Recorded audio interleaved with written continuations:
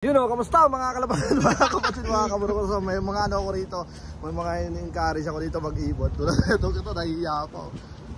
Dati daw siya nagmamanok. Kasi tara, yung kuya na ito maraming manok eh. Kaya Pilipinas. Tol, saan ka sa Pilipinas, Tol? Katani, Bataan. Tol, bigla nagsereso ah. Bigla nagsereso. So ayun na nga, bali usapang kalapate para dumami pa tayo rito. Alright, meron ka ba si shoutout? Shoutout kay Janonil Ramos. Ayun, mga taga-Pilipinas dyan. Ikaw, Tol, may shoutout ka ba? Manny Pacquiao. Yun o, kamusta mga kapatid, mga kaburo ko to. So habang di pagawa yung ating Avery dito, yung ating magiging 360 viewing kasi medyo busy pa tayo. Ito muna gagamitin natin pansamantala. Yan.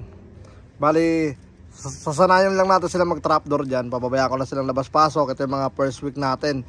Yan. So naka 2 weeks na sila rito sa kampo. Kaya at the same time, iyaano na natin sila, itatrapping natin sila. Yan. Papabayaan lang natin sila maglabas-pasok buong araw. Yan. So, ito yung mga ibon. Yan. So, yung puti natin na ano, dito yung para sa finish line natin, nabakbak kasi pininturahan niya ng ano, medyo malamig. So, ulitin natin yan. Pero sa ngayon, ayalam muna natin. Bali, ulitin natin yan pagka mag-start na tayo training or pagka meron na tayong sapat na panahon. Yan, ayun sila oh.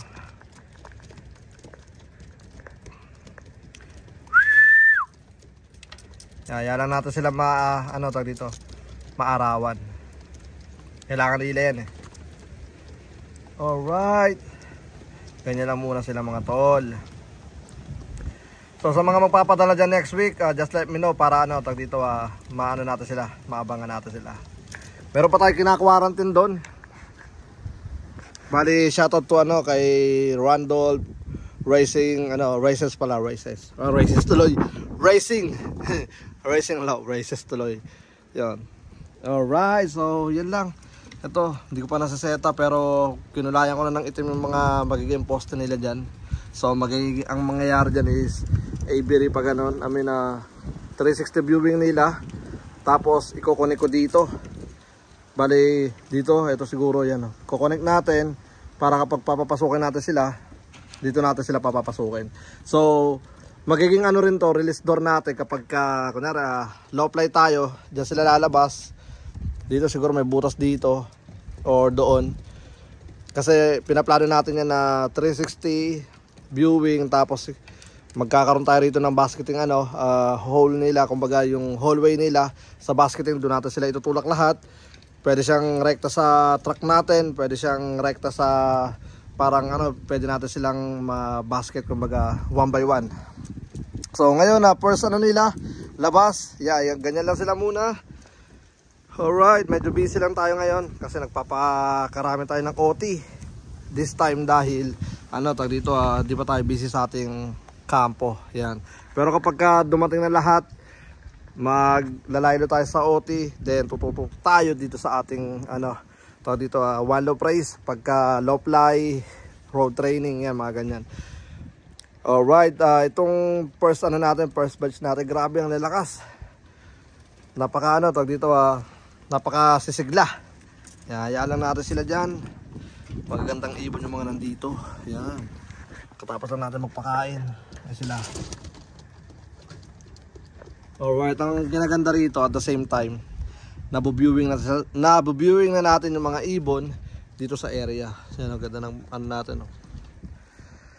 Alright, so labas-pasok lang sila dyan.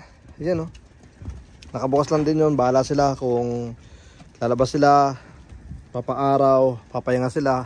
Para sila, basta all day sila ngayon. At wag lang natin kalimutan to. Yan yung tubig nila, kakapalit lang din. So yan ang gagawin natin ngayon. Try natin mag daily vlog. Kahit busy tayo ngayon, daily vlog tayo. Yan, ganda Tapos mga nagtatanong kung meron tayong red or off color race, Depende kasi, nung last year kasi konti lang ano natin, naging tag dito entry, kaya sabi ko wala this year. Pero depende yan kung gaano karami, kasi ang daming nagpapadala ng mga off color. Marami mga grizzle tayo, may mga blue bar white plate tayo, may mga red. Yan, tsaka ano, siguro ang gagawin ko na lang, total nauuso naman yung mga ano, yung mga tag dito sprint race. Gagawin natin off color sprint race, parang ganon. So pasok dun yung yung may mga white light. Ayun lang isa sa mga naiisip ko ngayon. Ayan, ayun may mga splash, mga ganyan. Parang hindi lang kasali yung blue bar tsaka blue check, parang ganon. Pero dalawa lang yung natin, hindi sasali, parang ganyan. Pero depende pa rin kasi may mga nagtatanong sa akin na off color race daw, na pooling. Shoutout kay Proilan. Yan. Shoutout, isa sa mga natin na masugid na taga-subaybay. Siya nagsabi sa akin na magpa tayo, off color pooling. Mukhang off color ang ipapasok na ni Proilan. Yan. So tingnan natin mga tol. So kaya lang natin sila dyan, maarawan sila. Tapos all day silang viewing sa area natin hanggang sa araw ng kanilang paglipad. Yan. Dahil tututukan natin ngayon, maaga tayo magpapakawala sa mga first batch natin. Yan. Hindi naman sobrang aga, kumbaga sapat na viewing para sa kanila. And then magtatanggal tayo ng 8, 9, 10 tsaka buntot itong taon na to. Alright, yun sila, ganda grabe. Tapos ang ganda pa ng setup natin sa natin, sa finish line. Yung kala mo magdadama ka lang, Ngayon, may mga pumapasok na agad sa trap. Diba, madali na lang yan kasi tag dito, maganda rito kasi yung setup natin, sakto lang landing board. Tapos yung last year na ginawa natin, ganun pa rin. Pagka bababa sila, nandito lang tayo nakatayo para pag oras ng race, kahit nandito tayo is kaya nilang bumaba. Tapos magbabawas tayo ng mga natin, tag dito mga sanga-sanga dyan para mas maganda yung natin ngayon. Yung viewing pinaplano kong bawasan niya kasi paminsan dito sila galing Pero meron din dito, yan, dito sila nalabas. Kaya ito, kakusapin ko kapitbahay, tatanggalin ko yun para tag dito hindi na tuluyan lumaki pa yan. Sasabihin ko sa kanya kung pwede ko siyang ikat. Alright, so pwede naman, tropa naman yun Okay, so ito, nakaready na yung mga screen natin na gagamitin pala para dito. Yan, tatayo natin dito, ayun Basta yan, abang-abang lang, malapit na yan. Maganda yung plano ng kampo. Alright, tapos yan, ito, pakain tayo. Itong binigay ko ngayon sa kanila. Yan, kasi nagpakain tayo ng mga breeder natin. So may sumobra sa akin ganito. Kaya pinakain ko na rin sa kanila. Maganda to, mabilis magpataba to, ito mga to. Ayun, lalo yung small seed. Ayun, dami mga bakas ng ating tag dito ginagamit na powder. Yan. Alright, so maganda ng mga ibon boy. So ayan na muna natin sila dyan, na labas-pasok. Tapos pagka mamaya mga hapon, balik natin sila doon sa kanilang sa kanilang kampo. Ayan, naka-open lang din yan. Napakaswerte nila dahil maluwag pa sila. Yan. Ang maganda lang dito sa kampo natin, naka-ready yung natin, panduktong natin pag hanggang doon, hanggang sa masakop natin hanggang doon. Yan, hanggang sa makuha natin yung mga target natin plano. Basta may mga target tayong plano, kaya tuloy lang tayo sa natin, mga pinaplano sa buhay. Basta plano-plano lang. Kasi kung wala kang plano, wala kang mapupuntahan. Di ba? Alright, so ay sa mga nagtatanong, gusto ko makita, tara, ito ako. So ito, puro trabaho, kaya medyo galing tayo sa trabaho. Medyo galing. Kaya ganito natin. Kasuotan, lagi tayong galing sa trabaho.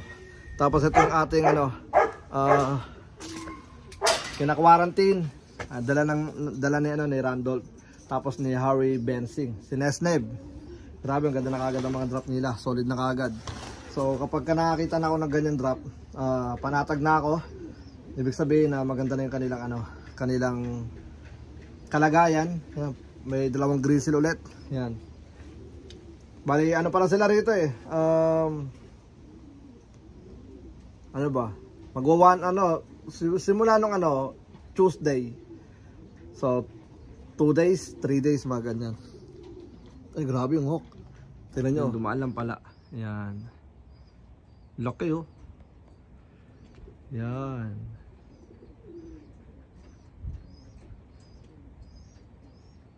Naghanap ng food drip. Ayun yung food drip oh. Yan, ayun oh. Food drip. Yan. Ganda ng natin, kampo natin oh. Konting lang to eh. Ayos-ayos. Magiging okay lahat eh. Yan oh. Yung bubong ayusin ko kasi yung alulod natin. Hindi ko gusto. Mali yung pagkakagawa ko eh. Kaya pasensya na kayo. Hindi tayo tunay na tawag dito na manggagawa. Bara-bara lang tayo. Pero maganda pa rin naman yung kinalabasan. Ayun o.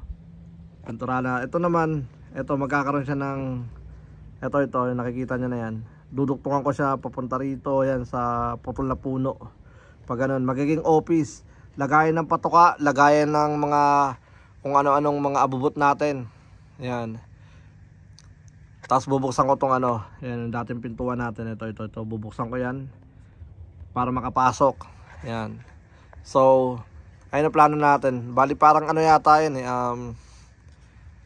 Kung di ako nagkakamali, mga nasa 6 feet siguro yan. Or 4. Siguro mga 4. Yung, siguro gawin ko na 6 para medyo maluwag pa rin yung iduduktong natin, 'di ba? Pag siya. So, magiging yan, tambakan, lagayan ng mga bensing, lagayan ng mga laptop, lagayan ng mga accessories na kailangan natin sa pag-iibon. Yan. Alright, so yun na nga mga kaburo ko to. Bali siguro hanggang dito na lang muna yung video natin. Yung mga born to die natin, soon pakakawalan na natin yan para check to check the area. Yan. Alright, so yun na nga mga kaburo ko to. Tambay cat muna sila dyan. Hanggang sa muli, ako nga po pala ulit si Brown G. At welcome sa akin channel. Peace out, let's go.